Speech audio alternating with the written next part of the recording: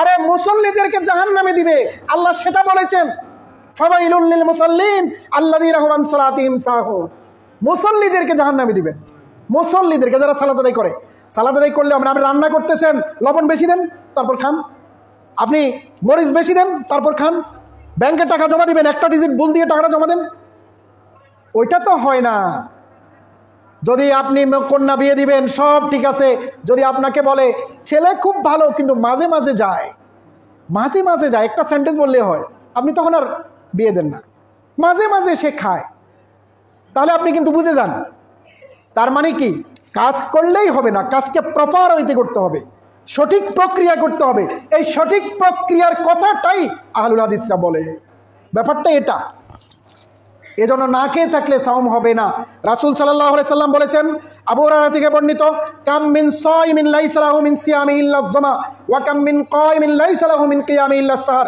এমন অনেক লোক আছেন রোজাদার, সাওম পালন করেন, সাওম হবে না। কেন?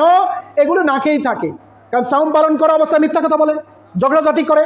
আর রমাদানে মানুষের চান্দিটা একটু গরমও থাকে, দেখবেন একটু ইফতারি লেটে আসলে বইয়ের উপর, স্ত্রীদের উপর একদম খড়গহস্ত, চান্দি এত গরম। সাওম আছে না? না, সাওম এ জাতীয় না। কারণ সাওমের ভিতর দিয়ে যদি কেউ মিথ্যা, প্রতারণা, গালিগালাজ, মারামারি, সংঘাত এবং সাওম যদি তার ভিতরে লয়ালিটি তৈরি না করতে পারে, তাহলে এই সাওম অন্তঃসার শূন্য, তার নাকেই থাকা হবে। রাসূল বলেছেন, মান লাম ইয়াদা কাওলা যুর ওয়াল আমাল বিহি ফালাইসা লিল্লাহি হাজাত আন ইয়াদা তাআমা ওয়া শারাবা। যেই ব্যক্তি সাওমরত অবস্থায় অশ্লীল কথা ছাড়তে পারলো না, অশ্লীল কাজ ছাড়তে পারলো না, তার না খেয়ে থাকার, পান না করা, জৈবিক চাহিদা মেটানোর সুযোগ থাকার পরেও সেটা পরিহার করার তার কোনো দরকার নাই, এটা সাওম হবে না। আপনারা যারা পেছনে আছেন একটু সামনে অ্যাডভান্স হন, পেছনে অনেক ভাই বেরাদর বাহিরে দাঁড়িয়ে আছে।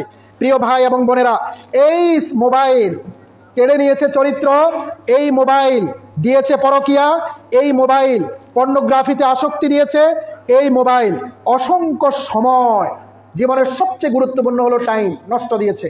সুতরাং এই সাওমরত অবস্থায় সিনেমা দেখবেন, আপনি গান শুনবেন, এ সমস্ত তালঝাল করলে শুধু শুধু না খেয়ে থাকার কোনো অর্থ হয় না।